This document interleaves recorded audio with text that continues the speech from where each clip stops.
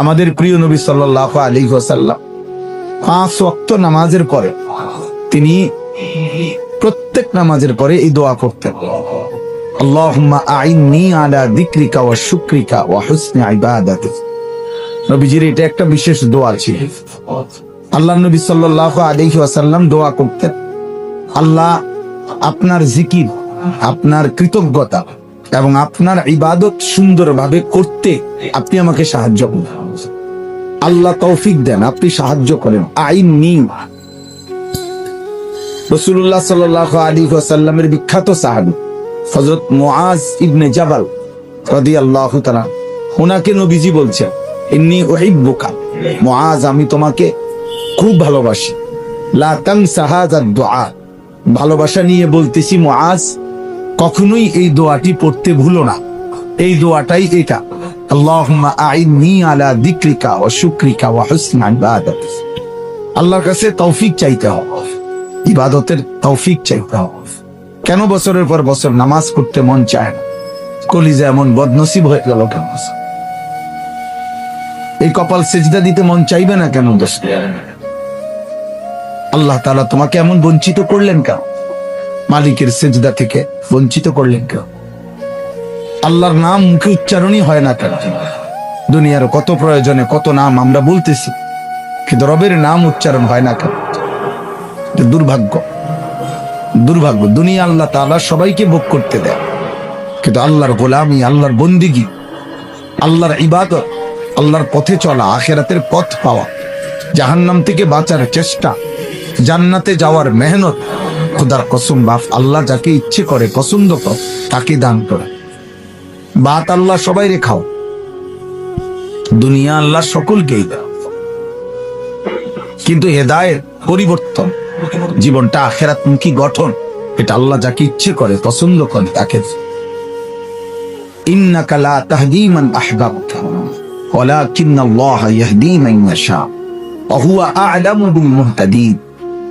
আল্লাহ তাআলা বলেন, বন্ধু আপনি প্রচন্ড চাইলেও হেদায়েত দিতে পারবেন না। চূড়ান্ত হেদায়েত আমি যাকে চাই আমি আল্লাহই দিয়ে থাকি। ওয়া হুয়া আ'লামু বিল মুহতাদিন। আর কে কে হেদায়েত পাবে এটা আল্লাহই ভালো চায়। দোস্ত ভাই, নওজোয়ান, তোমরা যারা দাঁড়ায় আছো, এই যেতটুকুই শোনো, বসে শুনলে ভালো। জুতা পায়ে আল্লাহর কথা শুনলে যথাযথ বরকত হয়। এই বক্তার তামসা চাইয়া লাভ হয়, বক্তার তামাশা চাইয়া কোনো লাভ। মনে করেন এই বক্তা পরিচিত, ওই বক্তা অপরিচিত, এই বক্তা শ্রোতা বেশি হয়েছে, ওই বক্তা শ্রোতা কম হয়েছে, এইগুলোর দ্বারা 2 পয়সার কোনো ফায়দা নেই, কোনো ফায়দা। জনপ্রিয়তার ধোঁকা। আখিরাতের বিবেচনায় জনপ্রিয়তার 2 পয়সার কোনো বেলু নেই, বেল নেই, এগুলার কোনো বেল নেই, বেলু নেই। অতএব কলিজার মধ্যে যদি ভাবনা আসে, আখিরাতের যদি ফিকির আসে, এটা বরকত হবে। এই জন্য ভাই, আপনারা যারা মাঝে বসছেন, নওজোয়ান ভাই, তোমরা প্রত্যেকে 4 আঙ্গুল জায়গা এক বিগত বা 4 আঙ্গুল আগা। যিনি আগাবেন আল্লাহর রহমতের দিকে আগাইব, এবং আপনার একটু এগিয়ে আসার দ্বারা যদি আরেকজন ভাই বসতে পারে, তো ওর পুরা বসার সওয়াব আপনি পাবেন, কোনো সন্দেহ। এই জন্য দয়া করে প্রত্যেকে একবারই, আমি আর বলবো না, একবারই কষ্ট করে প্রত্যেকেই একটু না, ওই কিছু লোক আছে তামসা যে দেখি আমি তো আগাইতাম না, অন্য কেউ আগায় কিনা দেখি না। ভাইয়া সবাই আগাইতে হবে। মাশাআল্লাহ, মাশাআল্লাহ। নওজোয়ান ভাই, এবার তোমরা ভিতরে ঢোকো। এদিকে জায়গা আছে, এদিকে অনেক জায়গা আছে, এদিকে জায়গা আছে। এটা কোন সাইড? পশ্চিম সাইড। পশ্চিম সাইডে অনেক জায়গা আছে। আও ভাইয়া, আল্লাহ কবুল করে। এই যে লাল জ্যাকেটওয়ালা ভাই, তুমি আসো ভিতরে, ফাইনালে যাও গা। বেশি 2-1 জন কম হইলে কিচ্ছু করো, যাও গা ভাই, চলে যাও। নাই তো বসতে হবে। আল্লাহর কথা বসে শুনলে বরকত হয়। দোস্ত, বরকত দরকার, পরিবর্তন দরকার, আমলের তৌফিক দরকার। এই বক্তার সুর ভালো, ওই বক্তার টান ভালো, ওই বক্তার হুঙ্কার ভালো, এটা দ্বারা কিচ্ছু আসে যায়। কিচ্ছু আসে না। 3 দিনের বক্তা, আপনারা বসে বসে মিটিং করবেন যে মোট 3 দিনে মোট 3-4-12 জন বয়ান করছেন। এখন মিটিং করেন যে কার সুর ভালো, কার টান ভালো, কার চিৎকার ভালো, কার হুঙ্কার ভালো, কার জঙ্কার ভালো। হ্যাঁ, এগুলো দিয়ে কি হবে? এটা দিয়ে হবে কি? জনপ্রিয়তা দিয়ে হবে কি? আমাকে মনে করেন 1 কোটি মানুষ চিনে, আমার কবর রাজা মাফ তো আমি এটা দিয়ে করবো কি? বলেন, ইনসাফের কথা বলেন। আমারে মনে করেন 1 কোটি মানুষ চিনে, তো এতে আপনাদের কারো কবর রাজা মাফ, তো আমার জনপ্রিয়তা দিয়ে আপনার কি? আপনি লাফান কিতাম? তাহলে এগুলা ধোকা, শতভাগ ধোকা। আমাল হায়াতুদ দুনিয়া ইল্লা মাতাউল গুরুর। আল্লাহ বলছে, বান্দা, দুনিয়ার জীবন পুরাটাই ধোকা। এখানের হাসিটাও ধোকা, এখানের কান্নাটাও ধোকা। ধোকা, ধোকা। এটা বারবার বলছে এই কথা, এটা কোরআন শরীফ। আমাল হায়াতুদ দুনিয়া ইল্লা মাতাউল গুরুর। আল্লাহ তাআলা এখানেই মৌলিক পার্থক্য ইসলামের সাথে অন্যত। এই গোটা পৃথিবী, আমি একটু চাই পাবো সময় নেই, আমার মনে হয় যেন আমার গায়ে লাগে। জি, এই দুনিয়ার সমস্ত বস্তুবাদী পৃথিবী, বর্তমানে আধুনিক এই পৃথিবী মানুষকে জীবনের স্বপ্ন দেখায়, আর খোদার কসম আল্লাহ তাআলা কোরআনে মানুষকে আখিরাতের স্বপ্ন দেখায়। এখানে তফাৎ, এই মৌলিক পার্থক্য, এটা এখানেই একটা মৌলিক। এজন্য কোরআনুল কারীমের সাথে আমাদের এখানে দুনিয়ার মানুষ হলো এই চারিদিকে আধুনিকতার কত আয়োজন, কত প্রযুক্তি, কত সহজ করা, কত মেশিন, কত যন্ত্রপাতি, আরো সুন্দর, আরো আধুনিক, আরো আধুনিক, মানে জীবনকে যতভাবে সম্ভব আরামদায়ক করা, জীবনকে, পৃথিবীটাকে, হায়াতের এই দুনিয়াটাকে আরো কত লোভনীয়, আকর্ষণীয় করে তুলে ধরা যায়। এর জন্যই এই চারিদিকের এত আয়োজন, এত মেশিন, এত যন্ত্রপাতি, এত প্রযুক্তি। বস্তুবাদী দুনিয়ার স্লোগান হলো জীবনকে উপভোগ কর। অকালু, আল্লাহ তাআলা বলছেন নাফরমান পাপীদের বক্তব্য, মা হিয়া ইল্লা হায়াতুনাদ দুনিয়া, জীবন বলতে আর কিছুই না, শুধুই দুনিয়া। বেঁচে থাকাই সার্থকতা, বেঁচে থাকাই সার্থকতা। আর আল্লাহ তাআলা বলেন ওমা হাযিহিল হায়াতুদ দুনিয়া ইল্লা লাহবুন ওয়া লাইব, বান্দা, দুনিয়ার জীবন আর কিছুই নয়, শুধুই তামাশা, শুধুই খেলাধুলা। ওয়া ইন্নাদ দারাল আখিরাতা লাহিয়াল হায়াওয়ান, আর আখিরাতের ঘর জান্নাত, সেটাই মূলত জীবন। লাউ কানু ইয়ালামুন, যদি বান্দা বুঝতে, কত না ভালো। এজন্য পুরা কোরআন এটা বলছে আল্লাহ, ওয়ালাদ দারুল আখিরা খায়রুল লিল্লাযিনা ইয়াত্তাকুন আফালা তাকিলুন। আল্লাহ তাআলা বলেন আখিরাতের ঘর সমস্ত মুত্তাকি, আল্লাহকে ভয় করে, গুনাহ থেকে বেঁচে থাকে, তাদের জন্য আখিরাতের ঘর জান্নাতি হচ্ছে উত্তম খায়ের। আফালা তাকিলুন, আমার বান্দা, তোমরা কি বুঝবা না?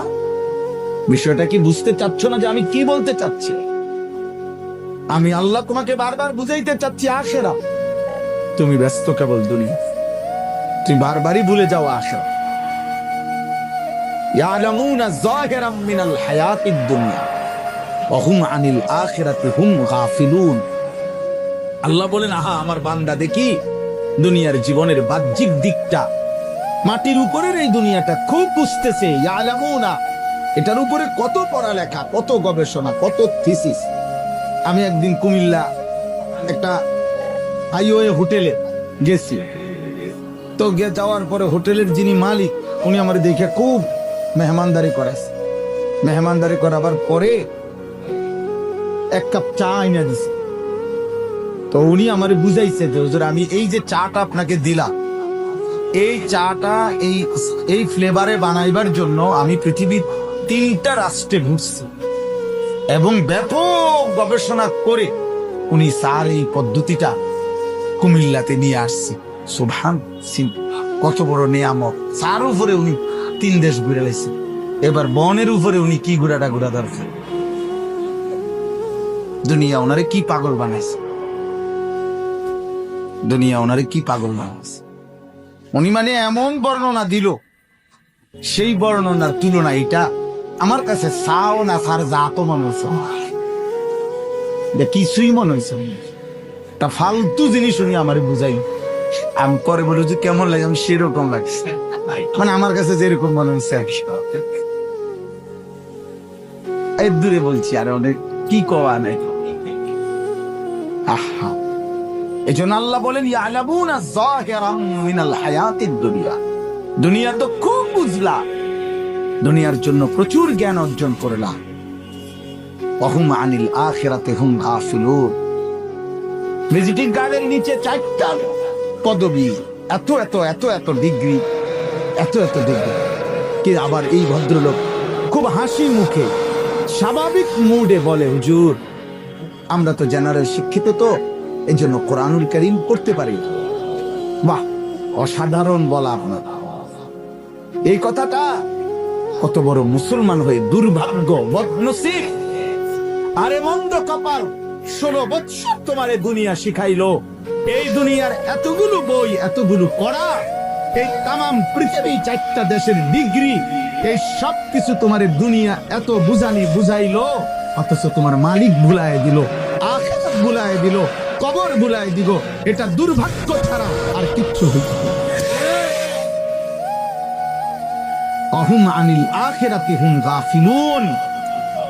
আল্লাহ বলেন, হায় এই মানুষগুলি যারা দুনিয়া খুব বুঝতেছে, অথচ এই মানুষগুলি আখিরাত থেকে গাফিল হয়ে আছে, গাফিল হয়ে আছে। কোরআনুল কারীমের মধ্যে আছে, যত লোক জাহান্নামী হবে, যত মানুষকে আল্লাহ জাহান্নামে দেবে, সমস্ত জাহান্নামীর সম্মিলিত পরিচয়, একত্রিত পরিচয় হলো, আল্লাহ কোরআনে বলছে উলাইকা হুমুল গাফিলুন, এরা সবাই গাফিল, এরা সবাই গাফিল। আল্লাহ নিজে বলবেন, বলছে এই সমস্ত জাহান্নামী। কেন জাহান্নামী? আল্লাহ বলেন কারণ এরা গাফিল, এরা গাফিল ছিল, আখিরাত থেকে গাফিল ছিল। এরা চাইলে পারত, এরা ব্যালেন্স করতে পারত, এরা শত ব্যস্ততার ভিতর দিয়েও ব্যালেন্স করলে, ফিকির করলে, বুঝলে এটা সহজ। 5 ওয়াক্ত নামাজ পড়বেন, আপনি এটাকে আপনার আরো 10টা কাজের সাথে মিলাই নেন, খালাস। এটা একটা সহজ বিষয়। আপনি কোরআনুল কারীম শিখতে হবে, এটা আপনি আপনার এতগুলো পড়ার সাথে মিলাই নেন, একটু সহজ বিষয়।